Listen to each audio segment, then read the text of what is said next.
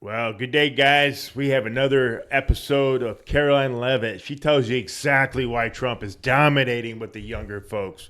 He is dominating all over, folks. Are you guys keeping up with Donald Trump? Man, let's get right up into it. And here's Karoline Leavitt. She'll tell you.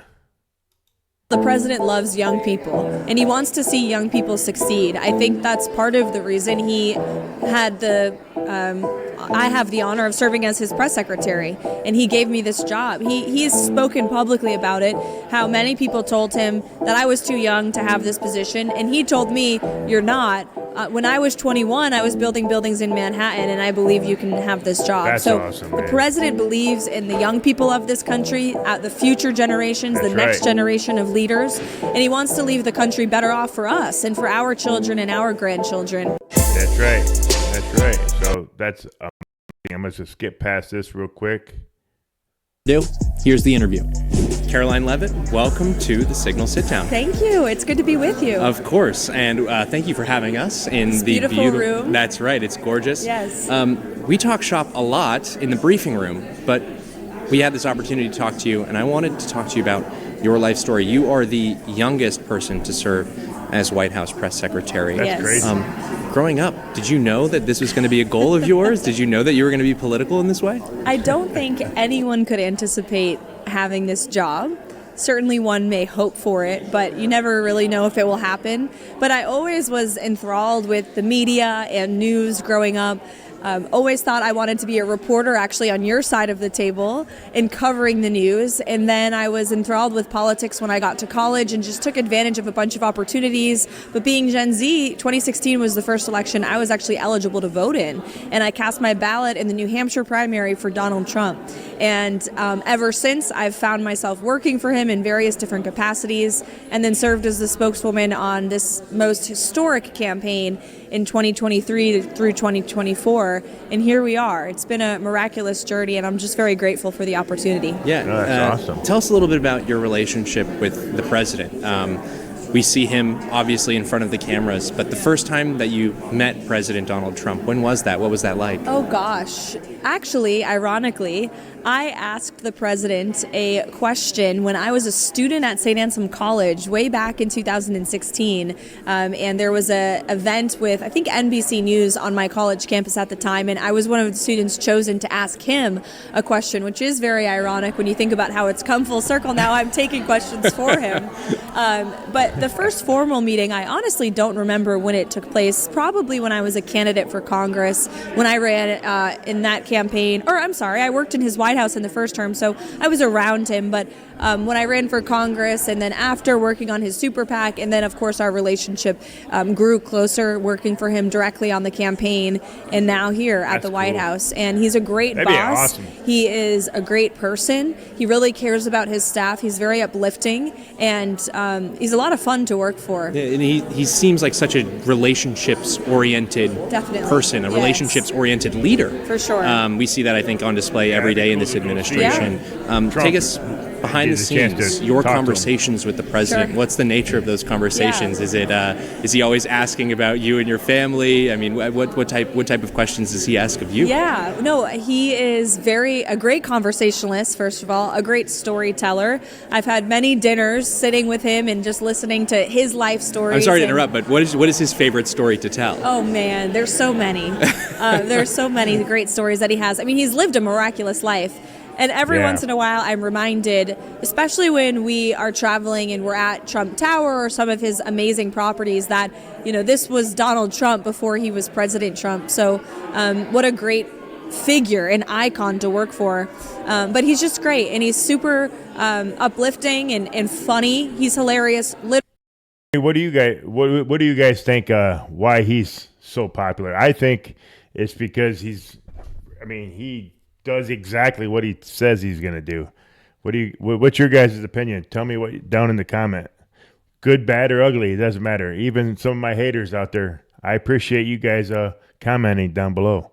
For sure. Heck yeah. Literally one of the funniest people I've ever met. Yeah, he is funny. And we're having a lot of fun. That's great. And it's I remember when kind of this, I was always a Trump supporter, but when the scales kind of fell off from my eyes was realizing how badly the last generation of politicians had gone about just squandering our American inheritance with forever wars in the Middle East and such. That was the big one for me, the disasters in Iraq and Afghanistan prior to his first administration. Do you ever have a moment where did you have a moment where you realized that you were MAGA? Because I feel like that's a conversion moment. Yeah. Just so you guys are aware, MAGA is Make America Great Again. It doesn't mean we're a cult. It doesn't mean that. But if you think we are, that's fine. Whatever. But I just want to make America great again. If Donald Trump was an evil guy, I definitely wouldn't stand behind him. I would definitely be with America First candidate, no matter who they are, and not Joe Biden or Kamala Harris. No, it is. So I actually wrote an editorial in the school newspaper when I was in college, and the title of it was Why Donald Trump Just Keeps on Winning. And this was when he was in that 15 or 17 person primary. A lot of people were doubting him at the time, but I believe particularly his economic message really resonated with me.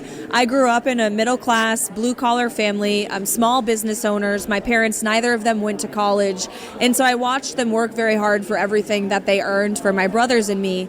And growing up in that environment informed, I think, my perspective of the world, and hearing the president really speak for the forgotten man and woman, right? The American worker, exactly which continues to be his message to this very day, really resonated with me and my family. And I wrote about it back then. And so I think from the very beginning, I realized that this was an outsider, not a politician, a businessman, like the people I grew up with, who see the world in a very common sense way. And that's how I knew I was a supporter of President Trump. How you knew you were MAGA. I was MAGA, yes. Ultra MAGA, as many say. Ultra MAGA. And sometimes dark MAGA, depending on the day, if you get enough sleep.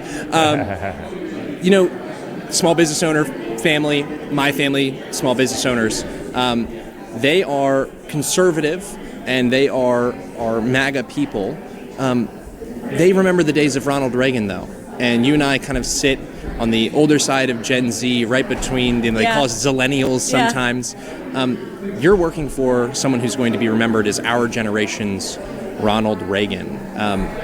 What type of pressure does that add to the job? I mean, is it you sit there and you think to yourself, wow, I mean, we have a really amazing opportunity to cement this coalition that the president, by sheer force of will and determination, has formed over these past 8 years?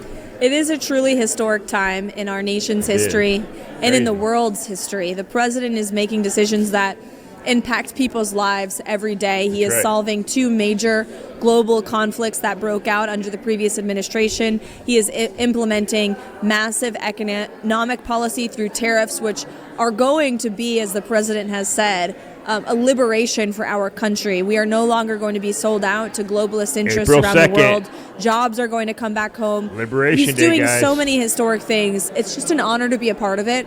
And sometimes we move so fast around here. We move at Trump speed. We work so hard. We're constantly working and grinding and moving to the next thing, especially on the community. I gotta ask a couple questions here, or at least one question. At Trump's age, has anybody ever asked this question? Like, at his age, how does he do it? I mean, this guy has been going nonstop since day one. Let's say 60 days-ish.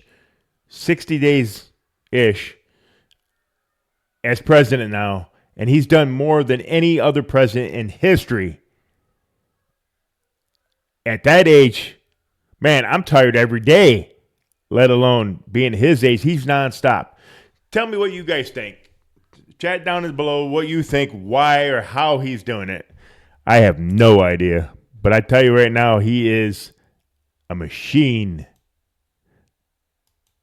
Communications team, because the news cycle changes so frequently, but every once in a while we do try as a team to smell the roses, if you will, literally and figuratively in the rose garden, to just remember the moment that we're in. And I'm very confident. I know that when these 4 years are over, the world and the country will be a much better place because of President Trump. Yeah, you might not like Absolutely. this joke, but I've been telling people I miss Joe Biden because that means I didn't have to work past 3 p.m. But with you Yeah, we're guys, keeping you we guys are very around the busy. clock. That's right. My last question for you. That's right, guys. The president Keeping all of us busy. has made massive inroads, not only with the working class, that gets a lot of attention in it, and as it should. Yeah.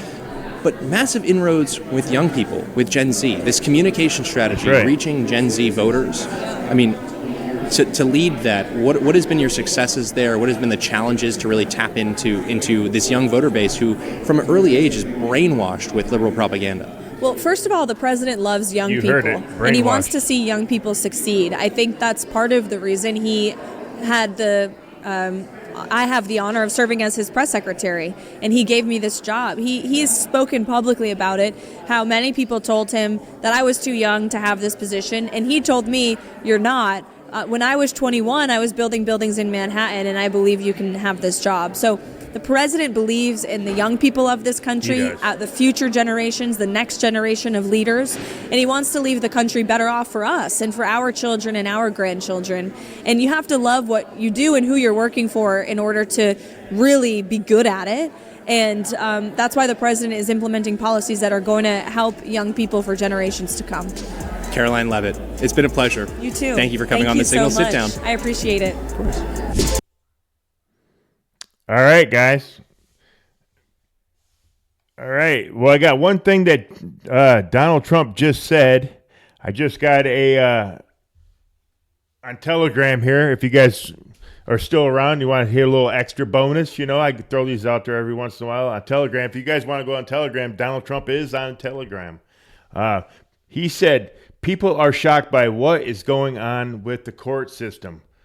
I was elected for many reasons, but a principal one was law and order, a big part of which is quickly removing a vast criminal network of individuals who came into our country through the crooked Joe Biden open borders policy. These are dangerous and violent people who kill, maim, and in many other ways harm the people of our country. The voters want them out and said so in record numbers. If it was up to a district judge, Borsberg, and other radical left judges, nobody would be removed. The president wouldn't be allowed to do his job, and people's lives would be devastated all throughout our country.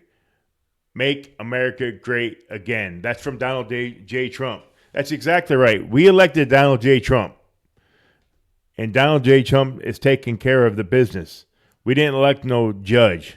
So the judges are way out of line here, guys. All right, if you guys stayed this long, please like, subscribe, and hit the notification bell, and please share. We're making this family a lot bigger. We're up to 1,300 subscribers, and we're going to grow.